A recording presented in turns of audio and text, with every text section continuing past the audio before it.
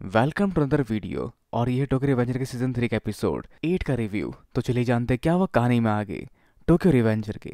तो कहानी की शुरुआत होती है इनोई और कोको के साथ, जहाँ इनोई कोको को समझा रहा होता है कि मैं अकाने नहीं, मैं हूँ शेषु। और कोको एनपीओ की बात नहीं मानता और उसको एक लात मारता है, जिसके साथ वो आगे कहता है कि मैं सिर्फ पैसों के लिए जीता हूँ।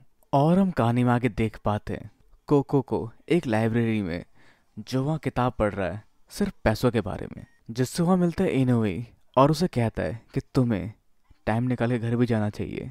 तो खैर आगे कोको सभी बुक्स को पढ़कर उनको उनकी जगह पर रखने जा रहा होता है, जहाँ वो देख पाता है सोए हुए इनप्यू को, जो किसी खिड़की के किनारे टिक कर काफ़ी आराम से सो रहा होता है, जो उसको देखकर रोना शुरू कर देता है और अपने घुटनों में बैठकर अकाने को याद करता है। और हम बढ़ते हैं फ्लैशबैक की ओर, जहाँ अकाने थी इनप्यू की बड़ी बहन, जो उससे 5 साल बड़ी थी, पर वो कोको से भी काफी घुल मिल कर रहती थी। जहाँ दोनों साथ में लाइब्रेरी की ओर बढ़ते हैं, पर इनप्यू को इसमें इंटरेस्ट नहीं होता और वो लाइब्रेरी की जगह घर जाता है, जिससे वो हमेशा से प्यार करता था।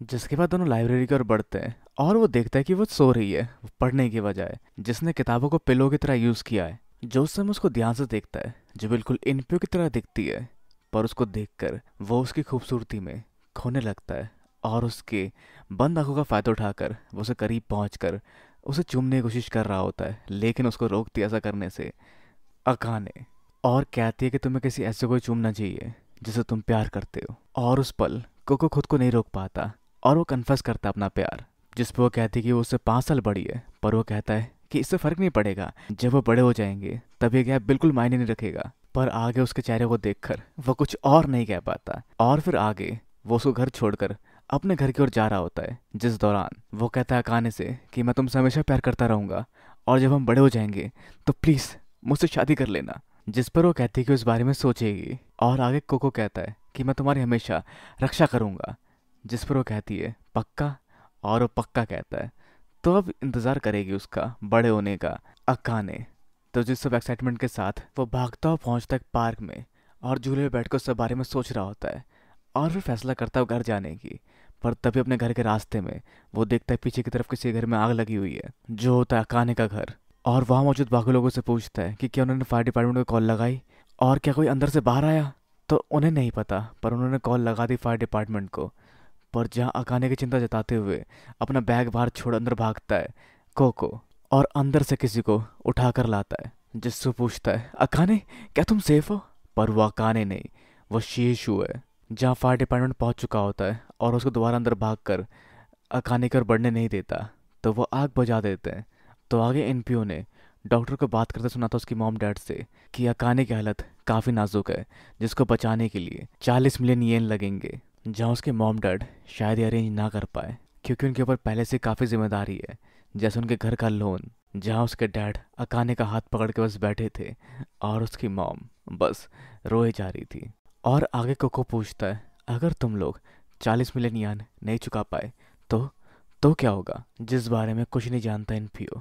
पर कोको ने वादा किया था अकाने से कि वो उसकी रक्षा करेगा हमेशा। और अगर अकाने मर गई तो कुछ समझ नहीं आता कोको को कि क्या बोले वो, जिसके बाद से वो 40 मिलियन जोड़ने में लग जाता है, चाहे वैसा करते हुए वो मारा ही क्यों ना जाए। जो लाइब्रेरी की किताबों में भी यही ढूंढने लगा कि उस जैसा बच्चा इतने सारे पैसे कैसे कमा सकता है। पर एक बच्चे के लिए ऐसा करना काफ़ी मुश्किल था, अगर वो सही तरीके का इस्तेमाल करता तो। जहाँ उसने दूसरे तरीकों का इस्तेमाल किया, जहाँ उसने कई सारे बुरे तरीके आजमाए पैसे कमाने के। जिसने कुछ बच्चों को पकड़ा जो लूट खसुट का काम किया करते थे, जिसने उनको बताया कुछ अपनी स्ट्रेटजीज जिससे वो पकड़े नहीं जाएंगे और बहुत सारे पैसे कमा पाएंगे। जैसे कि वो लोग पकड़े जाते क्योंकि उनके पास कोई भी प्रॉपर प्लान नहीं होता, और तुम लोग इतने पैसे कमाओगे जितना तुमने आज तक नहीं कमाए होंगे। और उसके तरीकों से बहुत सारे लोग पैसे कमाना शुरू कर देते हैं, जिसमें से उसको उसका हिस्सा मिल जाता है। और उसकी बातें सुन और भी लोग वहाँ इकट्ठा होना शुरू हो जाते हैं, जिससे 1 महीने के अंदर बहुत अच्छा खासा पैसा बनने लग गया उसका। पर ये अब भी काफ़ी कम था 40 मिलियन येन के लिए। जहाँ कोको समझ चुका था कि ये मकाम उसको और ऊंचा पहुंचाने के लिए काफ़ी नहीं है।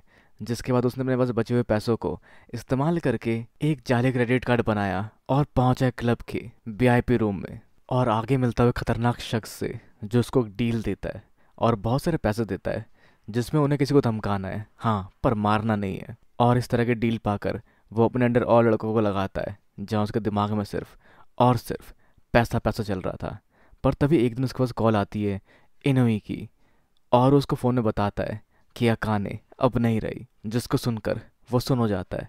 और हम बढ़ते फ्लैशबैक से करंट टाइम की ओर, जहाँ यही बात समझाने की कोशिश कर रहा होता है उसको एनपीओ, पर वो जानता है और वो ये सब अपने लिए कर रहा है। वो जानता है कि उसका इस्तेमाल सबने सिर्फ पैसों के लिए किया है। वो जो भी करेगा पैसों के लिए करेगा, क्योंकि उसकी तरफ हर कोई सिर्फ पैसों के लिए ही आया है। जिस तक कई सारे लोग पहुंचे, जैसे आइजाना कुरोकावा, मादरा में हैतानी ब्रदर्स, ताइजू, जो भी मुझ तक आया सिर्फ पैसों के लिए आया है। जहाँ सबने सिर्फ उसका इस्तेमाल किया है। इवन इनपीओ ने भी उसका इस्तेमाल सिर्फ ब्लैक ड्रैगन को रिवाइव करने के लिए किया था, और उसको अब किसी जज्बात की ज़रूरत नहीं है। उसको ज़रूरत है सिर्फ और सिर्फ पैसे की। पर एनपीओ उसको रोकने के लिए सिर्फ यही कहता है कि अकाने अब मर चुकी है। जिस पल वो अपने हाथ को एनपीओ को मारने के लिए नहीं, उठाकर उसे गाल पर रखने के लिए यूज़ करता है, और सोचता है कि क्या अगर अकाने मुझे ऐसा देखती तो वो भी मुझे ऐसी डांटती सुधरने के लिए। और अपने पास्ट के उस पल को याद करता जब अकाने मारी गई थी और उसको देखने गया था, जहाँ उसने फील किया कि शायद अब अकाने अपनी तकलीफ़ों से शायद दूर हो चुकी है। पर फिर भी उदासी इस बात की थी कि उसके पास इतने पैसे नहीं थे कि वो बचा पाता अकाने को। जिसके बाद उस फेज से वापस आकर रोना शुरू कर देता है, जिस पर एक घूसा मारता है एनपीओस को, और उम्मीद करता है कि कोको समझेगा, और कोको समझता भी है। पर साथ ही उसने अपनी जिंदगी तेंजुको के नाम कर दी है, और उनको धोखा नहीं दे सकता, जिसका मतलब एनपीओ उसका दुश्मन है। पर जहाँ इस सबके बाद कोको इमोशनली स्टेबल नहीं होता, जहाँ उसकी टीम से सामने आता है 5th डिवीजन का फॉर्मर कैप्टन, जो सामना करेगा अब इनुई का। और आगे ताकेमिची सामना कर रहा होता है काकू चान का, जिसका सामना करने में उसको मुश्किल हो रही होती है। तो वो इतने करीब पहुंचने के बाद भी किसाकी के अब भी उसके नज़दीक नहीं पहुंच पाता, जिस पर काकू चान पूछना चाहता है कि क्या कुछ है तुम दोनों के बीच में। तो हाँ, कुछ है जिसे वो सेटल करना चाहता है। पर किसाकी इनके गैंग का दिमाग है, जिस वजह से वो आइजाना का भी दिमाग है, तो ये इसे उस तक नहीं पहुंचने दे सकता। और आगे चिफुया भी उसको बचाने नहीं जा सकता, क्योंकि उसके सामने है मूचो। पर आगे किसाकी कहता है कि टोमान भले ही हार जाएगी, पर तेंजुको को भी इनका सामना करने में काफ़ी मुश्किल का सामना करना पड़ा। पर जिस पर आइजाना ले जाता है उसको फ्लैशबैक में, जब वो लोग जुवेनाइल कस्टडी में थे, तो वहाँ पर आइजाना ने सबको पीटा, यहाँ तक कि गार्ड्स को भी।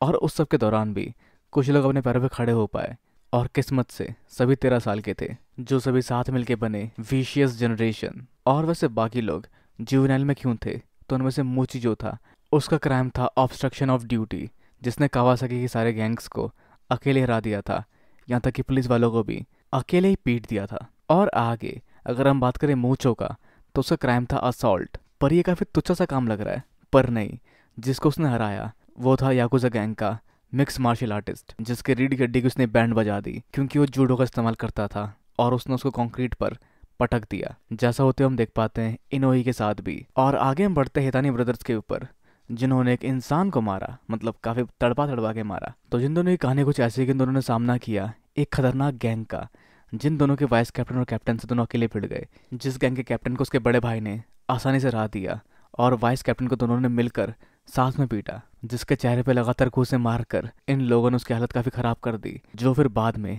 हॉस्पिटलाइज तो हुआ, पर वो बच ना सका उसके चेहरे की हड्डी पे हुए फ्रैक्चर के वजह से।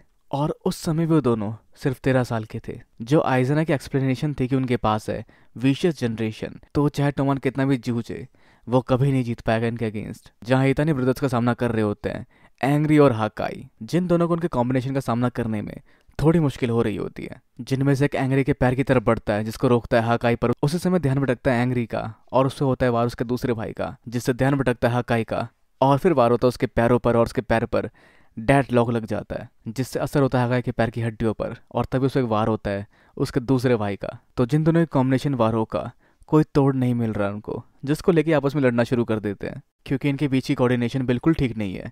जिनको लड़ता देख तभी वो दोनों भाई आते हैं और दोनों उन पर हमला करते हैं, जिस सबको दोनों साथ में रियलाइज़ करते हैं और इकट्ठे तैयार होते हैं आगे उनका सामना करने के लिए।